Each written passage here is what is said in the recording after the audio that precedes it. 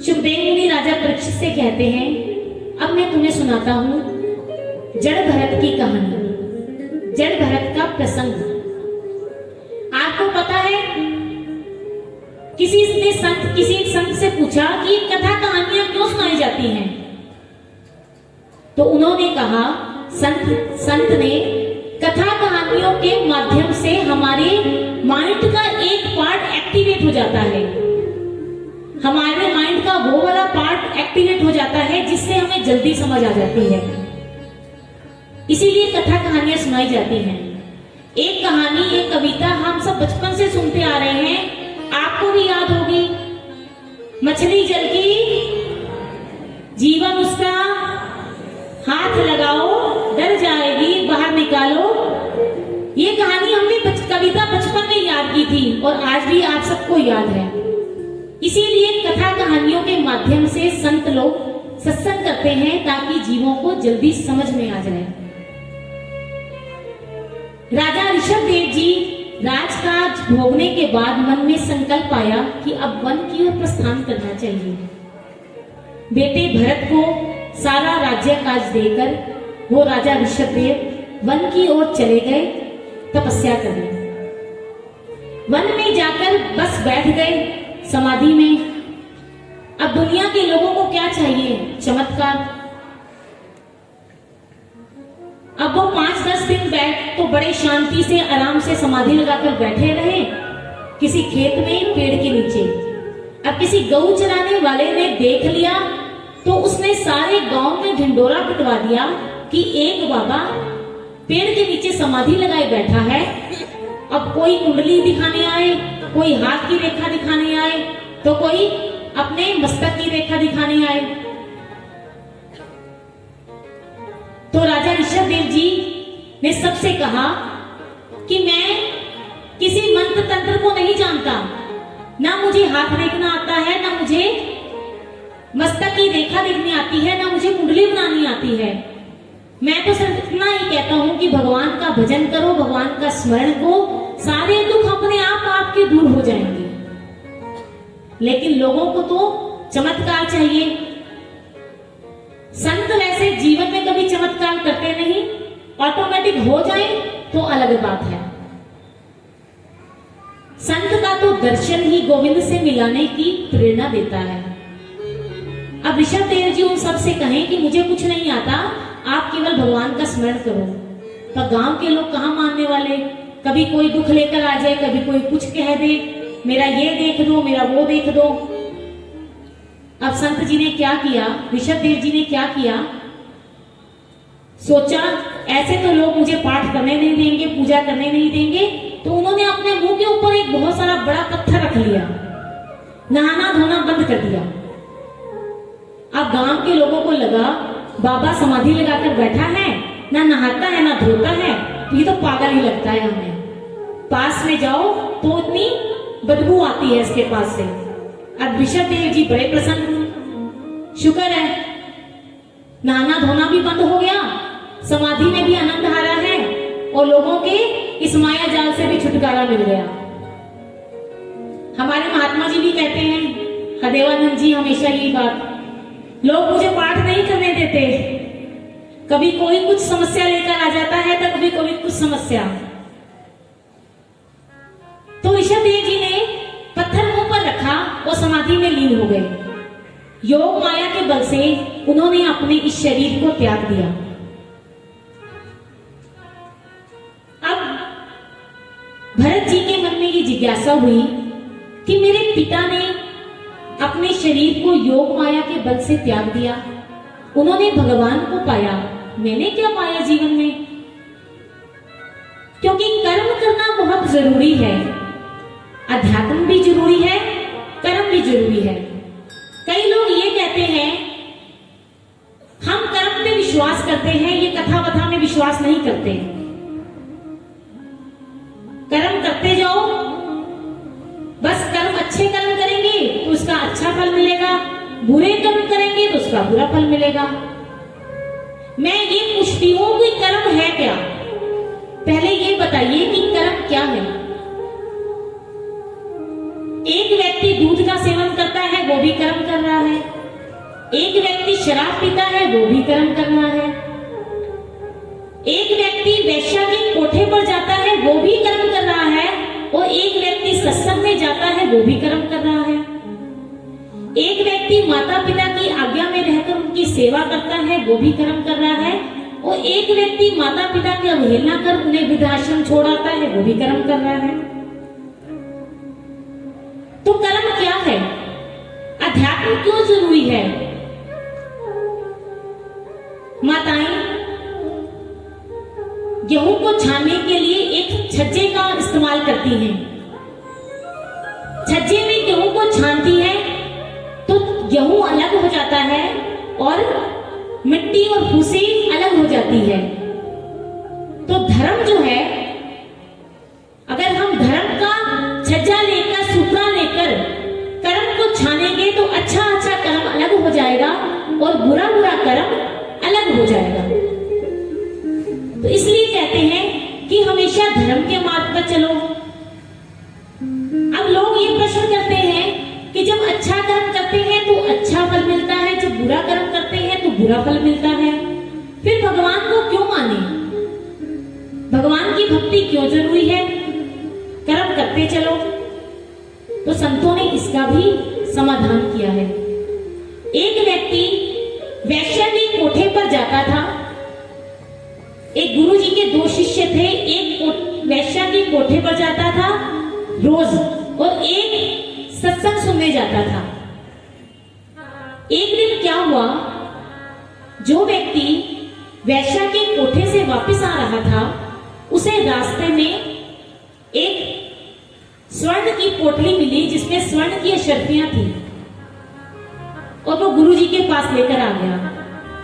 और जो दूसरा सत्संगी था, जो सत्संग सुनकर वापस आ रहा था, रास्ते में उसे बड़ी गहरी चोट लग गई और उसका पैर लहूलुहान हो गया। पैर में कील लग गया और वो लहूलुहान हो गया। तड़पता हुआ बिलखता हुआ गुरुजी के पास आया। दोनों गुरुजी के पास आए तो जो सत्संग में जाता था, उसने गुरुजी से प्रश्न किया कि गुरुजी, मैं तो अच्छे मार्ग पर जाता हूँ, सत्संग में जाता हूँ, तो मेरे पर ये कष्ट आया और ये रोज वैश्या के कोठे पर जाता है, इसको सोने की अशर्फियां मिली।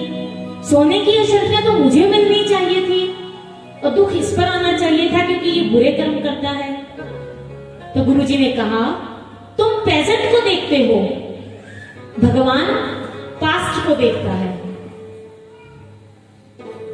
इसके पिछले जन्म के पुण्यों की वजह से आज इसको किसी देश का राजा बनना था, लेकिन इसने इस जन्म में वैश्या के कोठे पर जाकर अपना पिछले जन्म का सारा पुण्य समाप्त कर लिया और इसको सिर्फ सोने की थोड़ी अशर्फियां मिली और इसको इसी पर ही संतुष्ट होना हुआ पड़ा। और तेरे प्रारब्ध कर्म के भोग के कारण तुझे आज मरना था, तेरी मौत निश्चित थी आज, लेकिन तू रोज सत्संग में जाता था, सत्संग सुनता था, तो इसीलिए तेरा वो कर्म कट कर थोड़ा हो गया, सिर्फ तेरे पैर पे जख्म ही आया। तो ये है धर्म से जुड़ने का। जब हम धर्म से जुड़ते हैं तो हमारे कर्मों के लेखे जोखे जो होते हैं वो कट जाते हैं। कहते हैं ना, सूली का कांटा बन जाता है। इसीलिए धर्म जरूरी है। हम भव सागर पार नहीं उतर सकते।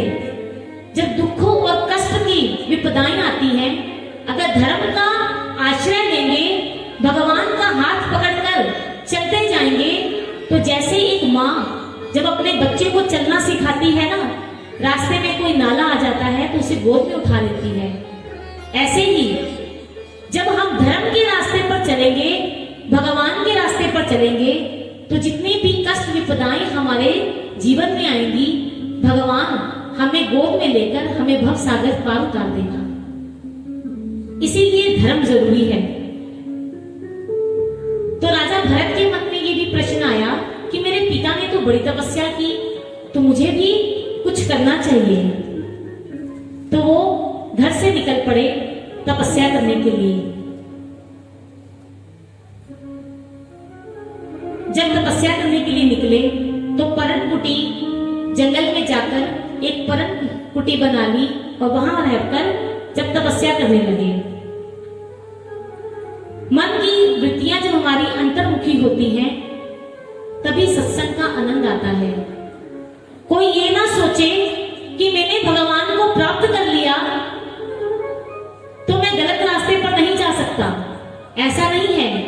भगवत प्राप्त मनुष्य का भी मन गिर सकता है।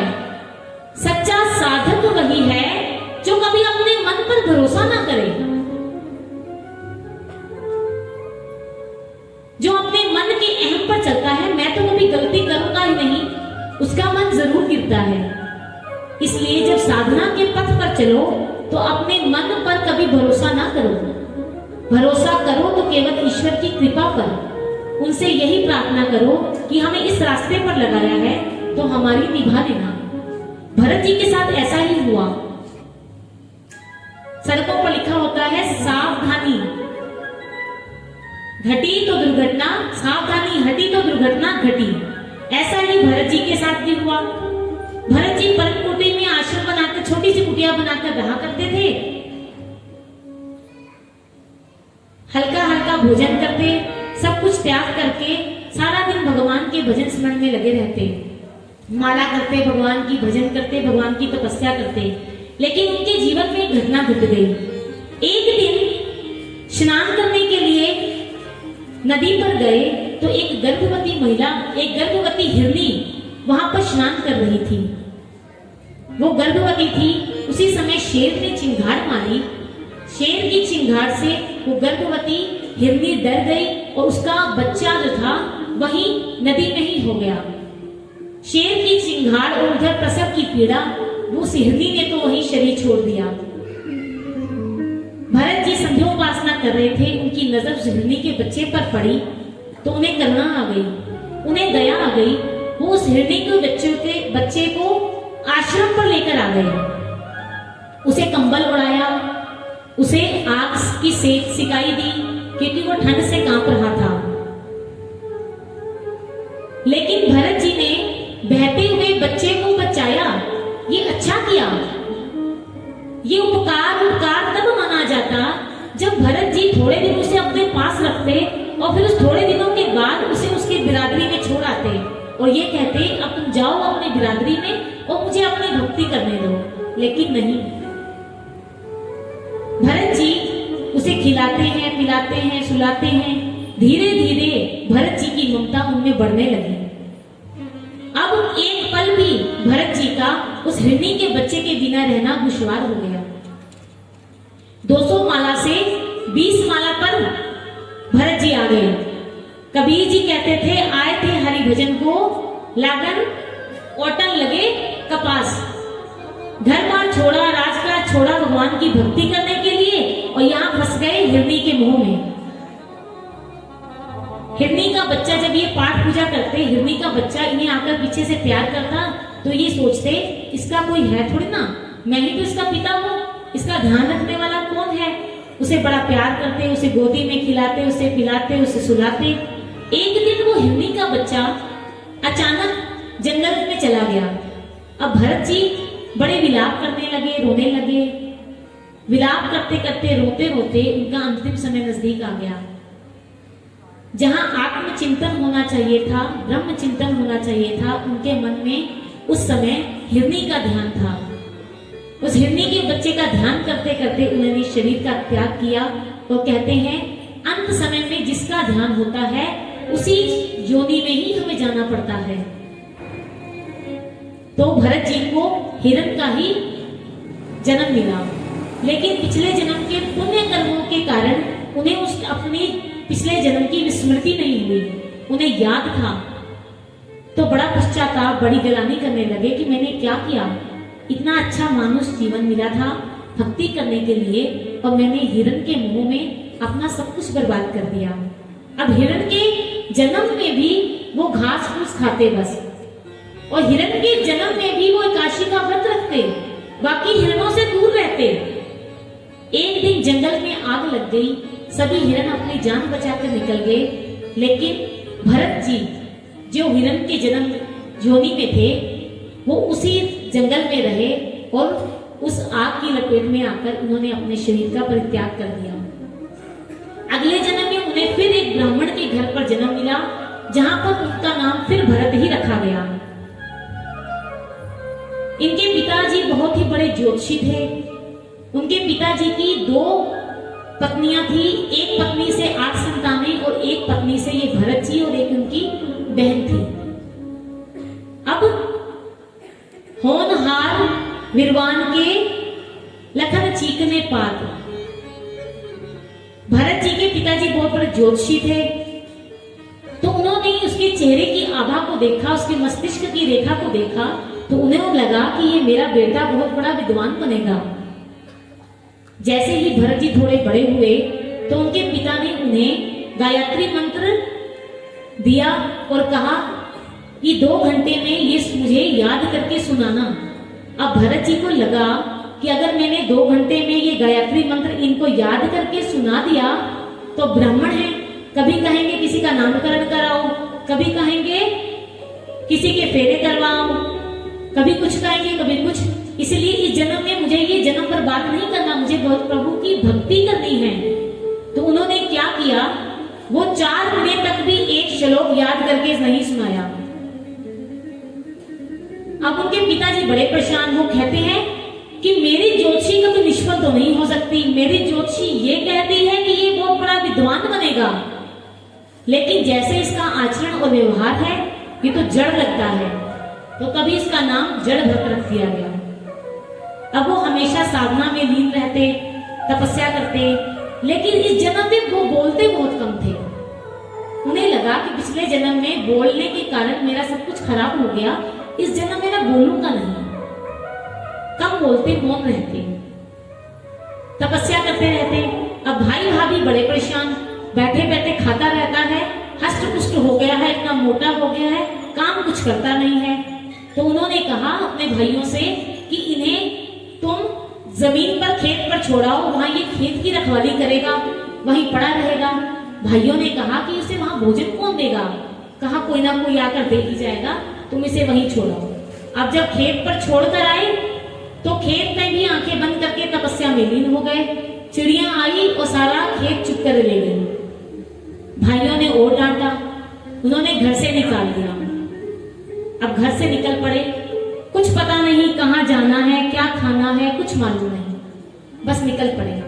भगवान की भजन भक्ति तपस्या और कुछ भी उन्हें सुधी नहीं है। कोई उन्हें अपशब्द बोल दे, कोई कुछ कह दे, कोई फर्क नहीं पड़ता उन्हें, अपनी मस्ती में वो जीते हैं। चाह गई चिंता मिटी मनुआ बेपरवाह, जिसको कुछ ना चाहिए सोई शहंशाह। वर्णन आता है कि एक बार भिलोने ने पकड़ लिया, महाकाली के मंदिर में किसी की बलि देनी थी, उन्होंने इसे पकड़ लिया। जब बलि देने लगे तो महाकाली वहां प्रकट हो गई और महाकाली ने भरत जी को दर्शन दिए और इनके सिर पर हाथ रखा और इनके भीतर ज्ञान का प्रकाश जगा दिया। अब वहां से गए तो चलते जा रहे हैं, रास्ते में राजा राहुगण की पालकी जा रही थी। 4 सेवकों ने उनकी पालकी को उठा रखा था। अचानक एक सेवक की तबीयत खराब हो जाती है, वो अस्तव्यस्त हो जाता है। जो 3 सेवक पालकी उठाकर चल रहे होते हैं वो राजा राहुगण से कहते हैं कि अब पालकी को कौन उठाएगा? राजा राहुगण कहते हैं ये सारा राज्य ही मेरा है, तो सारी प्रजा मेरी सेवक हुई, किसी को भी पकड़ ले आओ, कोई भी पालकी उठा लेगा। तो सामने भरत जी दिख गए, बड़े हष्ट पुष्ट मोटे ताजे, तो उसको बुला कर ले आए। भरत जी को कहा गया पालकी उठाने के लिए। भरत जी ने हाँ कर दी, पालकी उठाकर चल पड़े। अब उनके जीवन का एक नियम था कि रास्ते में जब भी वो चलते तो कोई रास्ते में जीव जंतु जब होते तो उन्हें ये लगता कि कोई जीव जंतु मेरे पैरों के नीचे आकर मर ना जाए, किसी का अहित ना हो जाए, तो वो थोड़ा उछल जाते। अब जैसे उन्होंने पालकी उठाई तो जैसे ही कोई जीव जंतु आगे कीड़ा मकोड़ा आता तो उछल जाते। अब जैसे ही वो उछलते तो राजा का सिर पालकी को लगता। राजा ने कहा ये कौन ऐसा कर रहा है, मेरे सिर को चोट लग रही है। तो उन 3 सेवकों ने कहा, ये जो मोटा ताजा लगाया है ना, यही उछल जाता है बार बार। तो राजा ने कहा, सही ढंग से चलो, तुम्हें चलना नहीं आता। लेकिन भरत जी चुप, कुछ नहीं बोले। उन्होंने बड़े अपशब्द कहे। भरत जी चुप, चलते जा रहे हैं। फिर पालकी उठाते हैं, फिर कोई कीट पतंगा आ जाता है आगे। तो भरत जी ने फिर राहुगण ने कहा, तुम्हें चलना नहीं आता क्या? इतने हष्ट पुष्ट, इतने मोटे ताजे हो, खाते पीते हो, क्या कर रहे हो? लेकिन भरत जी फिर भी चुप। अब फिर चलते हैं, फिर कोई जीव जंतु की कीड़ा मकोड़ा आता है, फिर भरत जी उछल पड़ते हैं। अब तो राजा राहुगण को क्रोध आ गया। राजा राहुगण ने कहा, तुम मुर्दे, जीवित ही मुर्दे के समान हो, तुम्हें कोई फर्क ही नहीं पड़ता मैं कुछ कह रहा हूं, तुम आगे से कोई जवाब ही नहीं देते, मुर्दे हो तुम बिल्कुल। अब भरत जी ने सोचा कि आज मेरा बोलना आवश्यक है, आज इस राजा का कल्याण करना होगा, आज मुझे बोलना होगा। तो वो खड़े हो गए। उन्होंने कहा, तुमने मुझे कहा कि मुझे चलना नहीं आता, मुझे पालकी उठानी नहीं आती। जैसे ही जड़ भरत बोले, आज ऐसा बोले कि राहुगण बड़ा प्रभावित हो गया भरत जी के बोलने से। उसने कहा कि तुमने कहा मुझे पालकी उठानी नहीं आती, जिसने कभी चला ही ना हो उसे श्रम कहां से होगा? मैं तो कभी चलता ही नहीं, मैं तो हमेशा बैठा रहता हूं, तो मुझे श्रम कहां से होगा? मुझे चलना ही नहीं आता। तुमने मुझे कहा मोटा पतला होना तो शरीर के धर्म है, लेकिन मैं ये शरीर हूं ही नहीं, मैं तो आत्मा हूं। इस तरह कई बातें ज्ञान की उन्होंने उनसे कही। राजा राहुगण बड़े प्रभावित हुए। उन्होंने कहा, तुम एक साधारण मनुष्य नहीं हो सकते, क्योंकि राजा राहुगण भी कपिल मुनि के शिष्य थे। उन्हें लगा, उन्होंने जब राजा भरत के जनेऊ पहने हुए देखा तो उन्होंने पूछा, आप कौन हैं? आप साधारण मनुष्य नहीं हैं, आप कोई महात्मा हैं। तो आज राजा भरत ने, जड़ भरत ने उन्हें बड़ा ज्ञान का उपदेश दिया। राजा राहुगण बड़ा उनके ज्ञान से प्रभावित हुआ और राहुगण और उनकी आपस में बड़ी वार्तालाप चली। राहुगण ने कहा, प्रभु शरीर का संबंध किससे है? उन्होंने कहा, शरीर का संबंध इंद्रियों से है, इंद्रियों का संबंध हमारे मन से है और मन का संबंध हमारी आत्मा से है। तो राजा राहुगण ने कहा, जब मन का संबंध हमारी आत्मा से है तो जब शरीर पर कोई कष्ट आता है तो आत्मा को ठेस क्यों नहीं पहुंचती, आत्मा को कष्ट क्यों नहीं होता? राजा राहुगण ने कहा, हम चूल्हे पर बर्तन रखते हैं, बर्तन में पानी डाला, दूध डाला, चावल डाले, फिर चीनी डाली तो खीर तैयार हो जाती है। चूल्हे का संबंध उस पर रखे बर्तन से है, बर्तन का संबंध उसमें डाले दूध से है, दूध का संबंध उसमें डाले चावलों से है और चावलों का संबंध उसमें डाली चीनी से है, तो दूध तैयार हो जाता है, खीर तैयार हो जाती है। तो हमारी आत्मा, जब हमारे शरीर को कष्ट होता है तो हमारी आत्मा को कष्ट क्यों नहीं होता? तो राजा राहुगण भरत जी ने कहा, ये बर्तन निर्विकार हैं, बर्तन तो विकार है, विकार रहित बर्तन, विकार रहित दूध, विकार रहित चीनी, तुम इनका संबंध निर्विकार आत्मा से करते हो। आत्मा अलग है और शरीर अलग है, शरीर के धर्म अलग हैं। आत्मा को कोई कष्ट नहीं होता, आत्मा उस परमात्मा से मिलने के लिए हमेशा तड़पती है। तो इस प्रकार राजा राहुगण को भरत जी ने बड़ा ज्ञान का उपदेश दिया और उसके बाद राहुगण अपने गुरु कपिल मुनि से जब मिलने जाते हैं तो पालकी में बैठकर नहीं जाते, पैदल चलकर जाते हैं, क्योंकि भरत जी ने उन्हें कहा कि जब गुरु से मिलने जाना हो तो हमेशा दीनहीन होकर जाओ, अपना ऐश्वर्य गुरु के सामने मत दिखाओ। तो राजा राहुगण को भगवान ने, भरत ने उपदेश दिया और उन्हें ज्ञान प्राप्त हुआ।